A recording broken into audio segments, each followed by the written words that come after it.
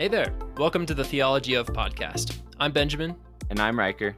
And we're two college students who love studying scripture and having meaningful biblical conversations.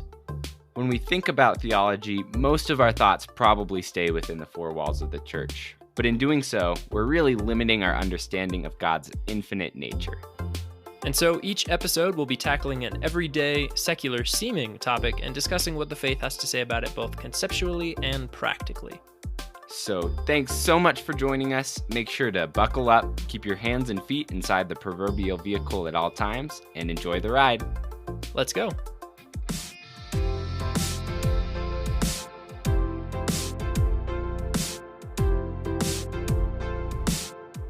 How's it going, everybody? Thank you so much for being here and joining us for yet another episode of the Theology of. As we wind down this season, we are super excited to welcome yet another guest onto the podcast and kind of flesh out this idea of the theology of education and kind of think through what it means to educate and be a teacher and you know, branch out of maybe even the four walls of the classroom as we know it. So without further ado, we'd like to welcome onto the podcast our good friend, Zach Kilimann. Zach, how's it going?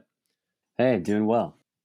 Awesome. Well, we're super excited to have you on. Thanks again so much for being here. And I guess let's just jump in. Let's kind of talk first a little bit about your background and your position with Soccer Without Borders and some of the stuff that you've been doing since that endeavor as that kind of wrapped up recently. And just tell us a little bit more about that. Yeah. For the last 7 years, I've been working with an organization called Soccer Without Borders. And the mission of that organization is to use soccer as a vehicle for positive change in the lives of newcomer and refugee youth. We have sites that are U.S. side as well as a couple of international sites. And we use, not just soccer, but also education and community as the pillars of what we do, creating a safe space and empowering opportunities for youth who, generally speaking, have fewer opportunities and greater challenges and greater barriers to their success, especially here in the United States as they begin their lives here. And so, as Ben alluded to, I recently have ended that journey, and I'm excited to stay on as on the advisory board, supporting that organization, all that they do, as I kind of begin some new work. But it's been foundational and fundamental in how I've grown as an adult and as really just as a member of society, and what it looks like to love your neighbor and what it looks like to support those around you and create kinship and create community that can be felt and really empower others. So just so thankful for the opportunities I've had here to do that. Yeah, that's such a cool ministry model. I'm also curious, Zach, to hear a little bit of your testimony, just kind of some highlights of the Lord's work in your life from back whenever to where you are today. Totally. Both my parents were people who loved Jesus and wanted their children to know him as well. And so they showed me him through scripture and through community in our church, and led us in family prayers and devotions as I grew up. And that was in knowing Jesus and knowing God were things that were always had preeminence in my life and how I thought about everything I did. But it wasn't until, around high school where I started to really question, as probably every high schooler ever does, what the purpose of life is and what my role is and whether my parents are really the true source of truth. And as I challenged all the authorities around me, figuring that out and just dealing with some pretty severe depression, coming out of it, I had a really firm faith and true relationship with God. And that gave me courage to kind of step out on my own as I graduated high school. And, when I came to college at University of Northern Colorado in Greeley, I was amazed at the way that God just kind of set one thing after another for me to learn more about him and really become the person that I am today. I had no idea that there were refugees in so many cities across the United States, and especially that there were some in Greeley, Colorado, a little farm, what people kind of understand as like a off the road town, even though it's 115,000 people now or so, with a university and a great busy livelihood to it. So God dropped an opportunity in my lap to do an internship one summer with an organization in Phoenix, Arizona, that it opened my eyes to what it looked like to be an incarnational church and what it looked like to follow in the footsteps of Jesus, just as we literally walked in the streets of Phoenix, and what it looked like to love people no matter what papers they're carrying in their pockets, or whether they got their income from this source or from that source, and what it looked like to have a church that was eclectic and diverse in every sense of the word, and to depend on Christ and Christ alone, and to be prayerful people. And so all of those sources lit a fire in me for what a new church life experience could be as I came back to my college life in Greeley. And then that's right when I had this opportunity to start volunteering with Soccer Without Borders. And it brought all these passions that I had to one place, working with kids, being on a soccer field, and loving people who come from all around the world. And so through my experiences sort of working with Soccer Without Borders, as well as having relationships with guys from Saudi Arabia on campus, and guys from the Democratic Republic of the Congo, and some other really faithful disciples of Christ, that led me to understand who Jesus was in deeper ways. I don't know how else to say it except to just say I'm thankful for what I've learned through all of these different people and all these different experiences. So yeah, that's a little bit about my journey, Ryker. I'd be happy to go in any further detail on any of those points. So yeah, that's awesome. Yeah, thank you so much for sharing that. I really appreciate that. And It's really cool to see, because both Ryker and I are in the degrees of youth ministry and the degrees of education. And that's a huge passion of ours, is working with youth. And it's really cool to hear your story with that, but also being able to follow your passions into at-risk youth and youth that come from underrepresented minorities. And so that's something that I don't have a ton of experience with, that I'm really excited to pick your brain about the rest of this episode. I'm happy to have you pick my brain, Ben. Well, let's start off like we always do with picking apart what education is. Zach, I'm curious, with that diverse background that you have of unconventional methods of education, what you would describe it as. Sure. I think the growth that I've experienced in my understanding of education is primarily what you just were alluding to, in terms of it can't be solely done in a classroom. Similar to our following of Christ, it's not our head knowledge that's going to get us anywhere. It's our hands and our feet.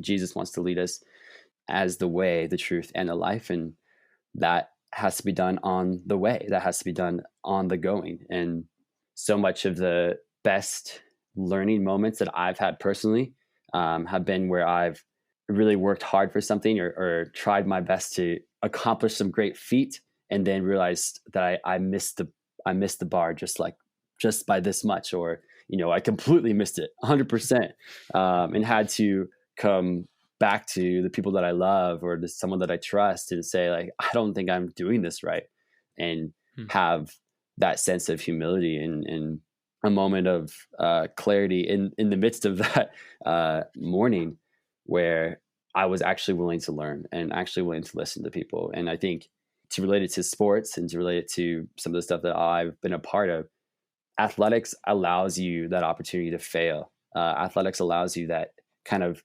maybe you could say, just a practice of getting up, trying something new, giving it your best shot, and then after 90 minutes, the soccer game's over, or after the next play, you get to do it again. You get to do it again and again and again and again, and really perfect these movements and become good at this art. And I think that's the beauty of education is we want to live it out and we want to do it with others, and we need people who have gone ahead of us and know how to do it to help us get there. But they can't do it by just telling us. They have to do it by letting us try it, and they have to do it with us. Yeah. If you're not involved in the process, then the process isn't going to shape you.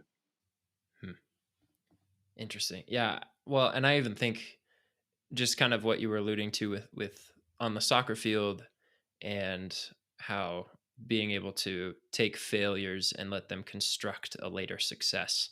I think about that in my own education, being a music education major, like just in the terms of practice. And that can obviously apply to sports and athletics as well, Right. is basing your performance and kind of what you were talking about, filling the shoes of the giants who came before you.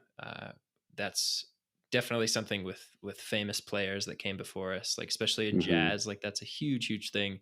You try and fill a fraction of the shoes of the giants that came before you. And that's probably very similar for athletics as well, is being able to look to pro players and their stories and where they came from, and then being able to find methods and ways of overcoming some of those failures that you might have in your own playing. I think that's really cool too, because it applies to our faith as well, right? There's no way that we're ever going to get it perfect, but we take our previous failures and we take the constructive criticism and the support of our community around us, that team or that group of community believers around us that we're talking about, and we use it to fuel a success and use it to fuel our understanding of God's word, and hopefully a better outlook on our life through our faith. Yeah, that's so true, Benjamin. And I think it's easy for us to forget just how closely our faith is tied with learning and education, because going back to the origins of the modern day university, it started off as a religious institution, right? That was the foundation. Through these monasteries creating places to learn, you have missionaries today. One of the biggest ways that missionaries can connect to different cultures is through education, because we have the best thing to teach in the world, right? The good news of the gospel. And so they really do have such a intertwined relationship with one another. Yeah, it's making me ask this question to myself. Benjamin, you put failure as one of these answers for what are the best teachers, and right. I think many people answer it differently. And one very common answer is tradition, or right, yeah. just the way we've always done it. And there is a beauty to that, and especially from a biblical perspective, as we are growing as a church, right? We want to build on the tradition of those who have gone before us. And it would be silly to just say, oh, no one's been able to do it right, and I'm just going to go try my best and give it my all. Like, your all is not enough, because lots of people have given their all before you. Right. So let's learn from those who have given their all. And that really is what tradition is. That is what community is. I think there's that desperation to try to make a name for ourselves. And if it's this weird thing of like, if you work so hard to make a name for yourself, you'll never do it. But then if you work so hard to build on the work of others, and you love learning, you love just the process of growing, then many of those people actually do make a name for themselves in whatever field it is. Yeah, no, I totally agree. I think that with what you're talking about the community that we're building upon, and how we can use that to fuel our own work and our own dedication and our own creativity even. I think that education is honestly one of the main opportunities to bestow that creativity or bestow that passion, that love, that truth of whatever subject it is that you're teaching upon the next generation, upon or sometimes even a former generation, right? Because if teaching doesn't just have to be just to the young generation, but I think that especially with youth and what we were talking about earlier, and just how we all, this is something that we're pursuing daily in our schooling and that you're pursuing in your working. And that's just one of the coolest things, at least for me, about just this idea of teaching and passing on wisdom, passing on knowledge, is that we're able to shape another generation, shape a younger or older generation through this creativity that we bring to it, through this passion of the sport, of the subject, of the music that we bring to it. This passion and this love that we have for it can ignite that in other people, as does it with our faith as well. When we see someone that's super on fire for the gospel, it ignites this passion and this love in ourselves as well. I'm thinking about the way that my daughter simply picks up the exact same actions that my wife does or that I do.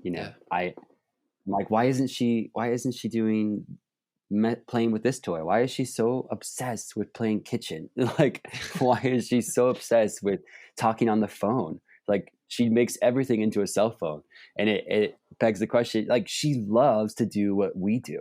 Yeah. She just loves it.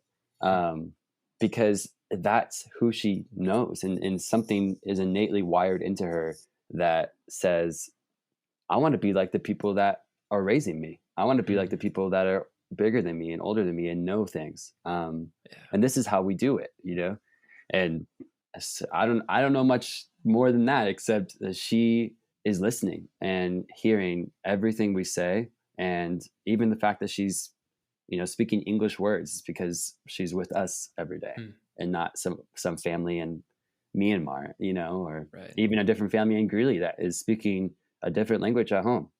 I mean, this is getting down to that primary debate of nature versus nurture in education, right? Of like, what are people going to learn? Can you learn to be like outspoken, or is that something that just comes naturally because that's a part of your DNA, that's part of your personality? How much of your personality is learned? How much of your personality is taught? And that's like a very basic conversation of education. And I see it come out all the time in the soccer field and in my communities, because you try to teach one student to be vocal on the field, as that's a really important piece of the game. And then all of a sudden, it's just really difficult for this student to do it. But another student, it's like, oh, I can do that 100%. And because they're always talking at home, or is it because that's how they naturally are, or is it because they translate for their mom at the hospital? So now all of a sudden they feel really confident to do other things. And just this mixed bag of experiences shape us into who we are. Whether I like it or not, my daughter is going to speak English. Whether I like it or not, my daughter is going to copy my bad habits, whatever they might be. So now as a dad, I'm having to really be cognizant of every little move I make, because she's going to do it. I think that brings up a really good point, just in general, like to listeners who aren't studying education, which probably is a large portion. There's just probably a few of us that have either studied education or are teachers in some aspect or another, but being an educator does not mean that you're within a classroom wall, right? Education is so much bigger than just those, like, even as you're talking about with your daughter, is that it's in your own home. It's wherever you go, it's on the road, it's in the park. She's picking up on things. You're educating when you're unaware. And so similar to a soccer field, or like as we pick up things when we get coffee with someone, even on this podcast, as we're, many miles away from each other, we're picking up these things. We're educating each other. We're learning from each other. We're picking up and applying to our daily lives, which I think is really cool about this big nebulous of whatever it is that is education. Yeah. There is that passive absorption of material. And then the alternative would be, that active, actually having to go out and find that information for yourself. Yeah, Zach, that's super interesting. Just thinking about the example of your daughter, because your daughter and really every one of us as humans are disjointed apprentices, right? That are looking for something to attach ourselves to and some example to follow. And I think that really originates in the way that God has designed us as creatures, ultimately to follow his example. But now that we're kind of getting into that, I think it'd be a good point to switch into the biblical survey and start to talk about how Scripture talks about education.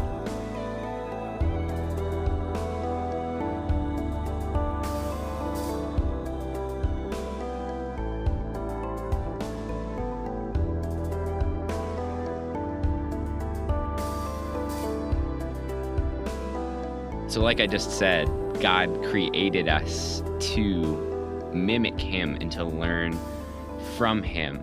But as a product of the fall, we see this new reality set in on the earth to where now the dirt is hard, right? And thorns are growing out of it.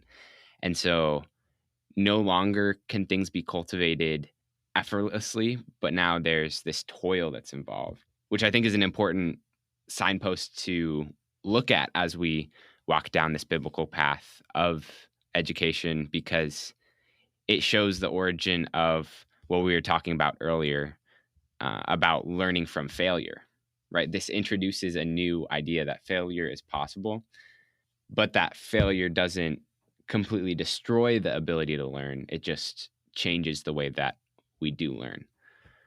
So that's one part of it.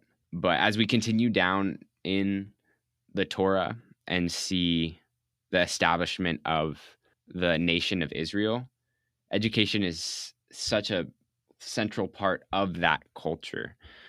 We see that especially through Deuteronomy. For example, Deuteronomy 11:19, talking about teaching things to their children and passing down this information from generation to generation to generation. So that's such a big part of the narrative as we continue throughout the rest of the story.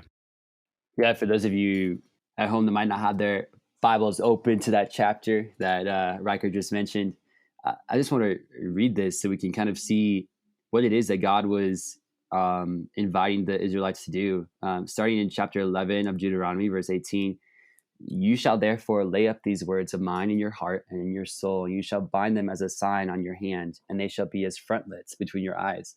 You shall teach them to your children, talking of them when you are sitting in your house, and when you are walking by the way, and when you lie down, and when you rise.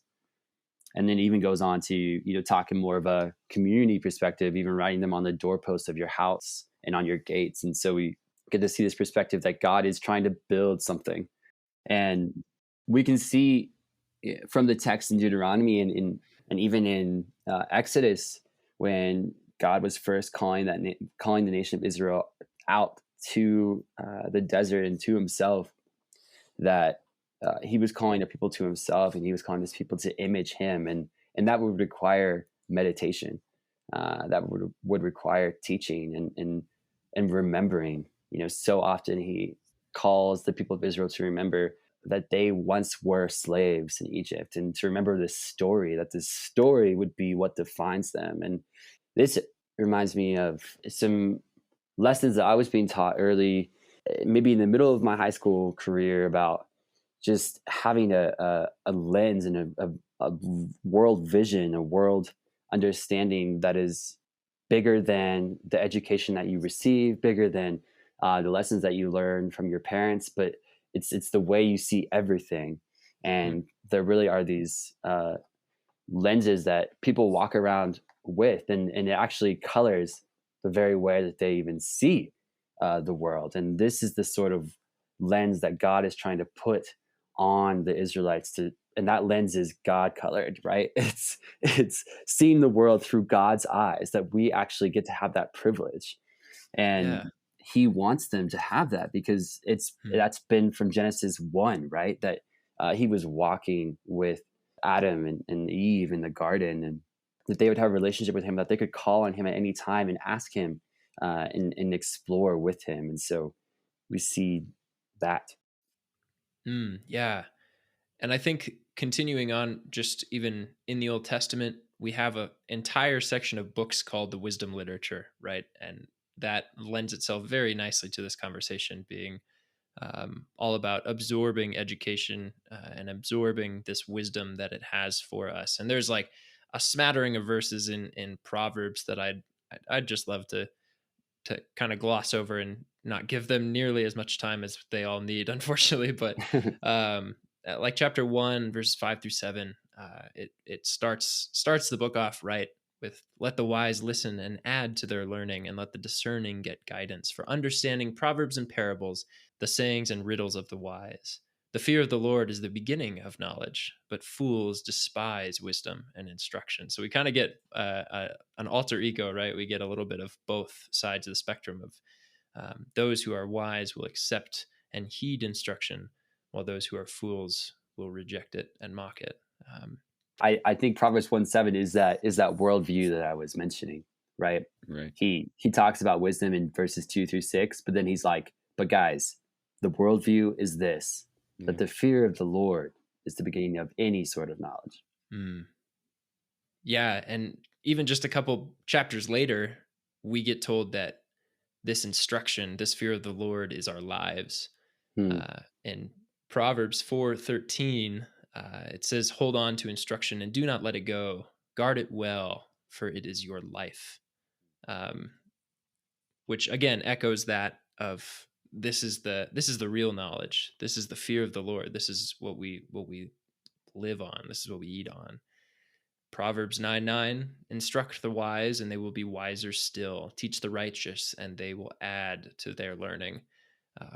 Telling that we all have room to grow, even if you are wise, even if you are righteous, you are continuing to learn, and that is literally, that is your life. Cannot be any clearer than that, right? Man, Benjamin, I feel like we could spend hours in these verses. Seriously, Because I'm again, giving like 30 seconds. Yeah, it's reinforcing that idea that those who are wise are those who admit they aren't. Yeah. Right. Right. Man, this interesting dichotomy, right, between people of earth speaking of these things, but then even in chapter 16, verse 16, it says, "How much better to get wisdom than gold, to get insight rather than silver." We're talking physical things that are of very high value.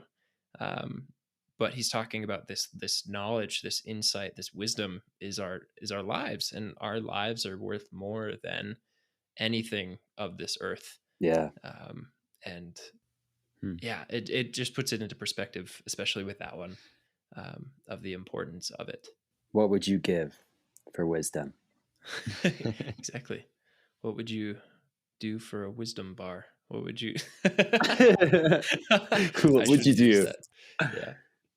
Continuing on, just a couple more in Proverbs, at least. Chapter 18, verse 15, "The heart of the discerning acquires knowledge, for the ears of the wise seek it out." So again, going back to what you were saying, the wise are not, or they are wise for seeking out wisdom, which means they are without wisdom and they're trying to acquire. It's just this crazy mind bending, like we are, you keep going in a circle of trying to rectify seeking out wisdom and not being content with your current knowledge.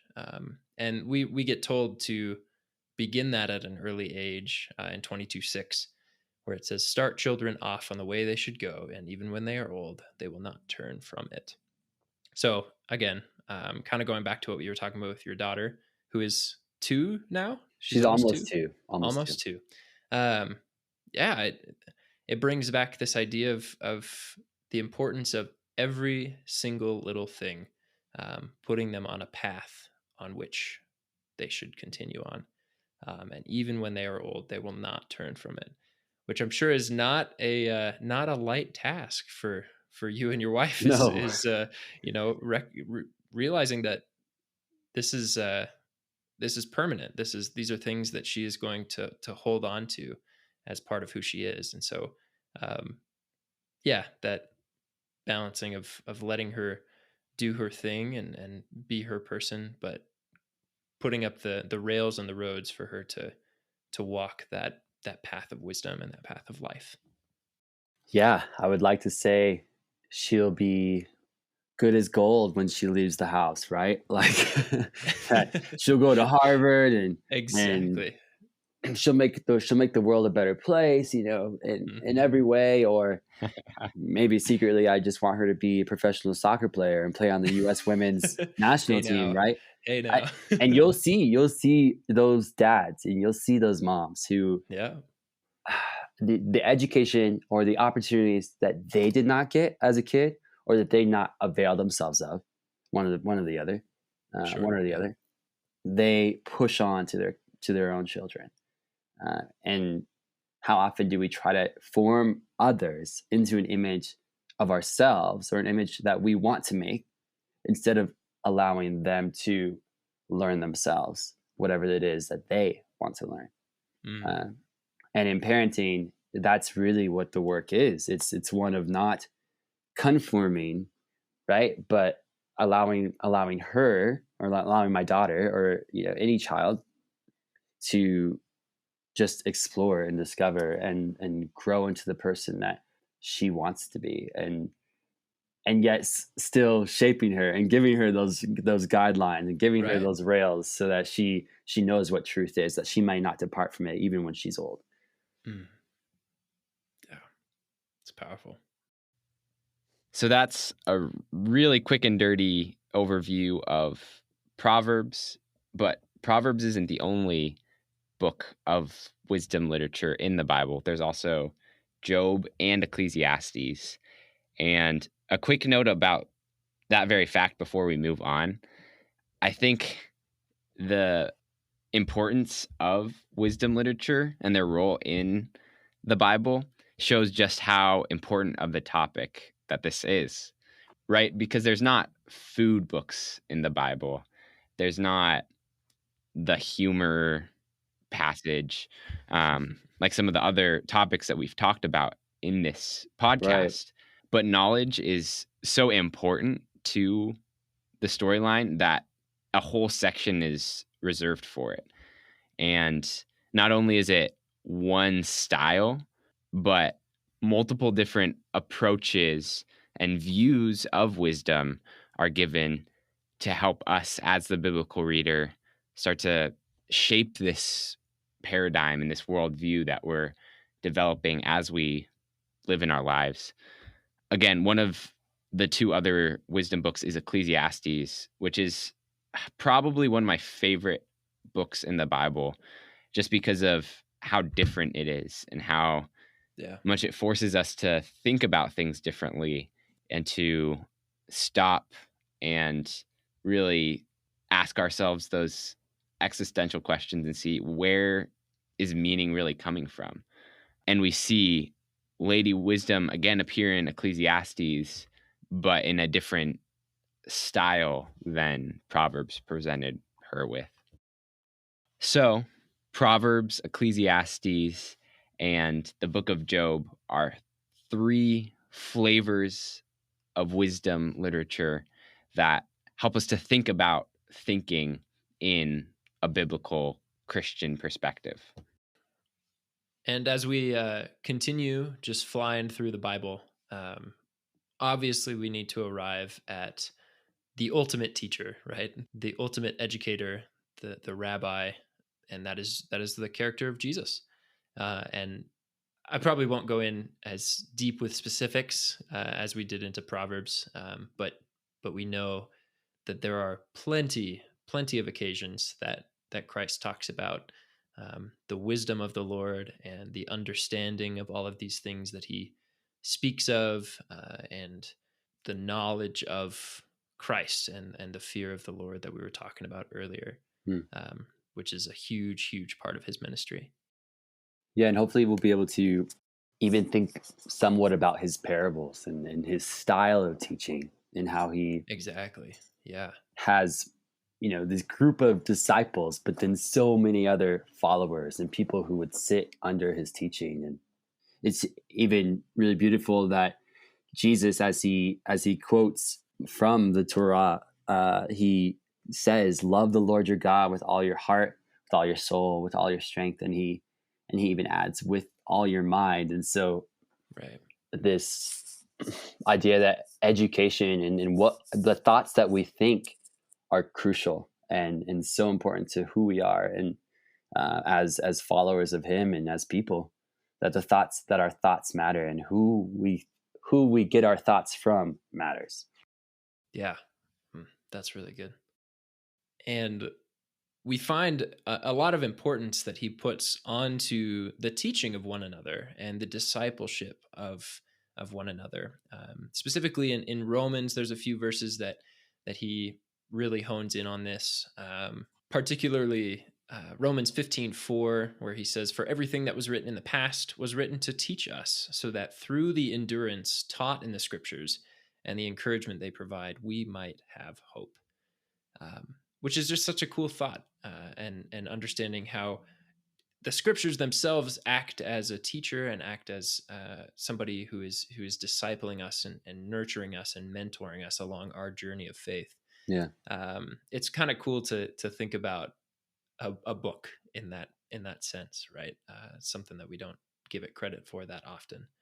And he has a collection of verses in 1 Timothy and 2 Timothy that bring this idea up, and just the importance of education and the importance of teaching to him. And specifically in Ephesians chapter 6, verse 4, there's a word that comes up that we actually mentioned a little bit earlier. And the command there in that translation is fathers, do not provoke your children to anger, but rather bring them up in the discipline and instruction of the Lord. The King James Version translation of this instruction, or bring them up, is actually the word nurture. It's the Greek word paideia. And that word nurture brings a lot of significance and weight to that people group. This idea of training and education, and discipline and instruction, and talking about like the well-rounded individual as you bring them up in your household. That's another big aspect to education that I hope we can jump into, is not only the idea of teaching, but also the idea of mentorship and the idea of discipleship, and really reaching not just the student in an academic sense, but also a life sense, which we've briefly touched on, but I'd love to touch on it some more as we kind of jump out of the biblical survey.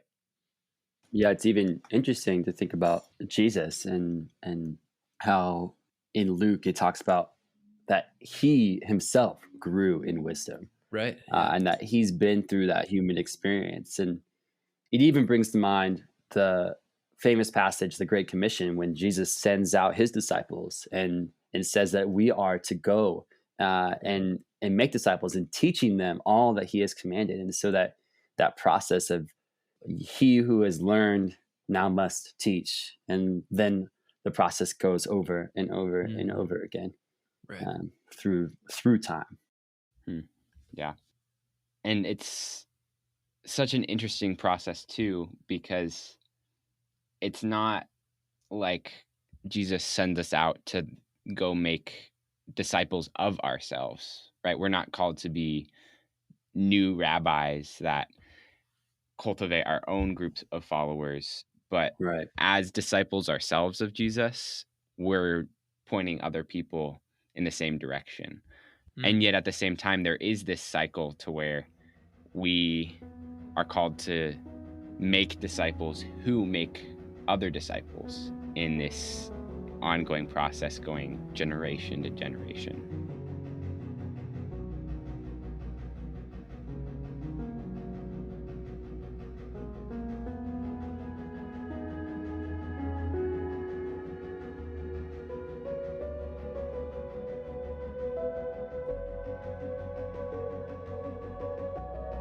So let's talk a little bit, as we kind of wrap this conversation up, let's talk about education outside of the classroom, as we have been already, but not only the teaching aspect, but the mentorship and discipleship aspect that I brought up recently.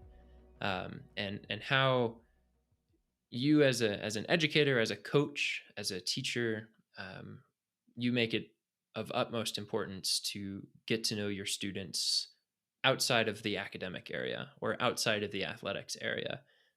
You get to know them socially, you get to know them in their home life, and just I'd love to hear you share a little bit about the importance of that aspect of teaching and education for you, the part that I think we often overlook when it comes to the word teaching. Yeah. Some of the things that come to mind are the difference between what one person considers a job well done as a coach versus another. And for so many coaches, there's the W is what gets you the paycheck. Even if you think Right. about a professional level coach, they could be sacked in like a week if they're not performing up to par, and that's very real in the professional soccer coaching world.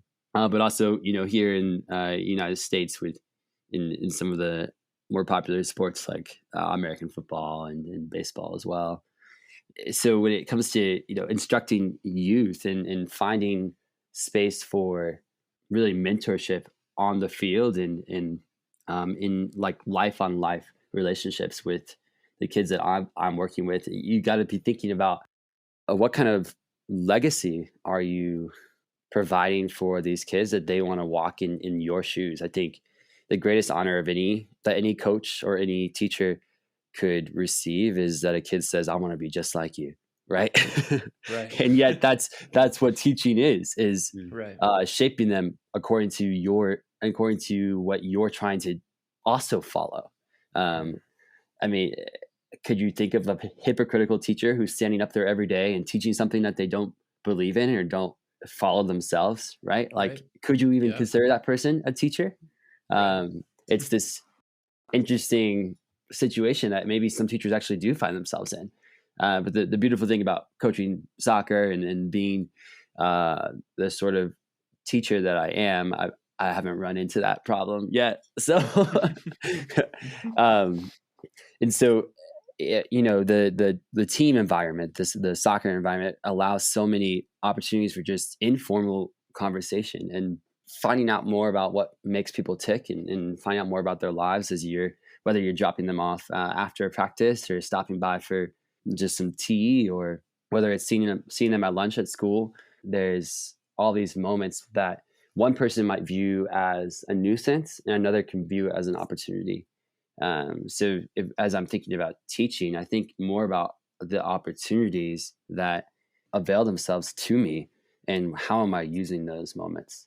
That there really are these crucial moments in a person's experience with you as their teacher, and are you going to take advantage of those?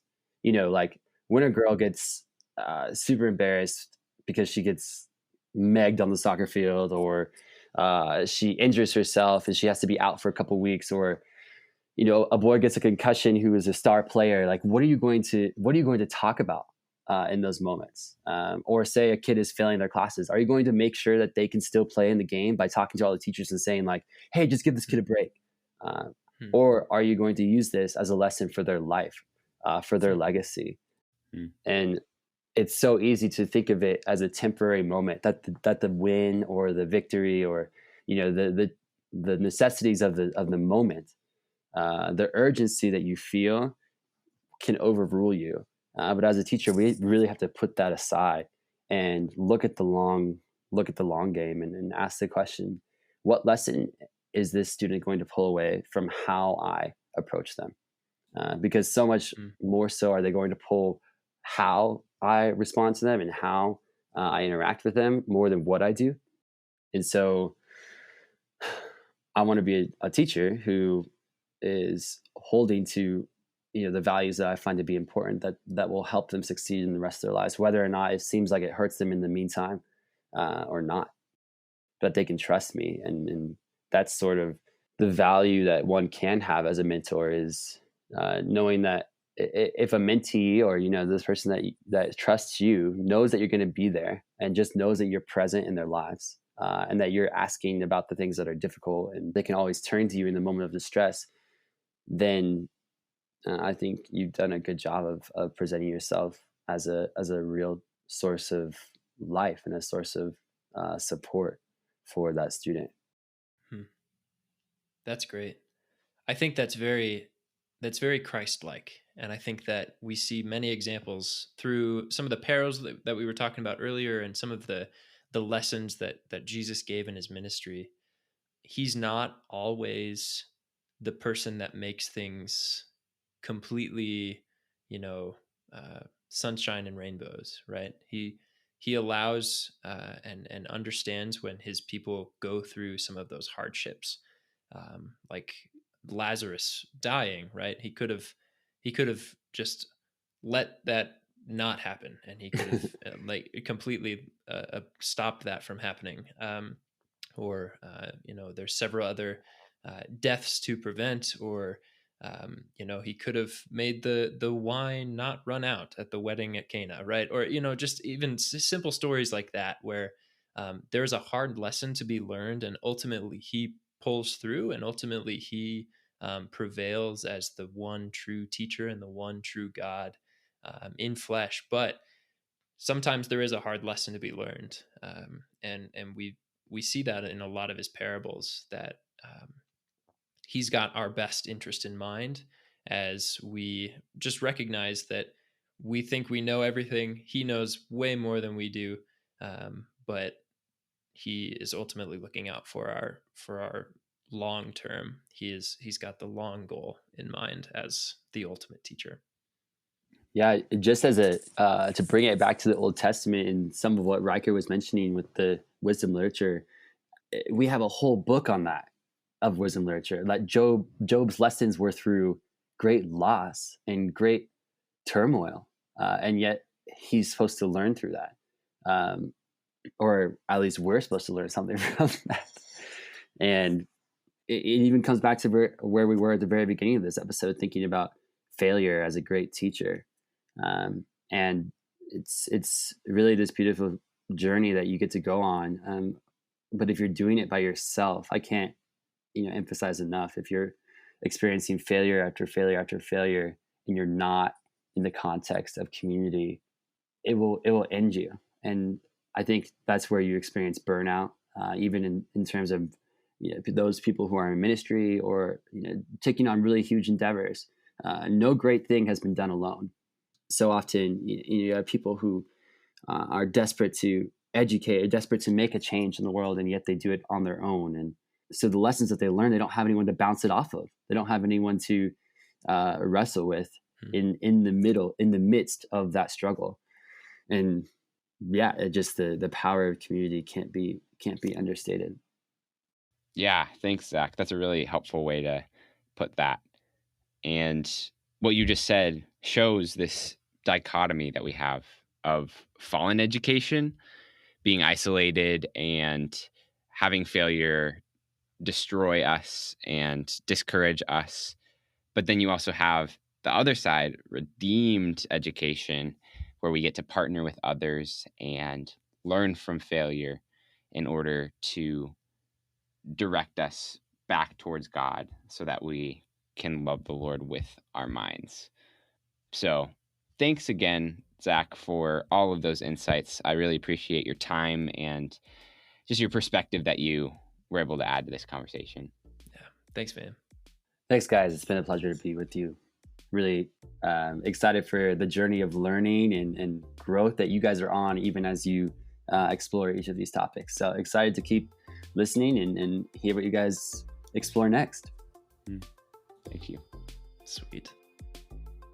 So thank you so much for listening to this episode. We really appreciate you listening and checking this topic of education and discipleship and coaching out with us. So if you want to learn more about Soccer Without Borders, you can check them out at soccerwithoutborders.org. You can also check out the resources in the show notes below. If you have thoughts or questions, please email to the theologyof@outlook.com, or you can check them out on social media. So thanks again for listening, and we'll see you next week.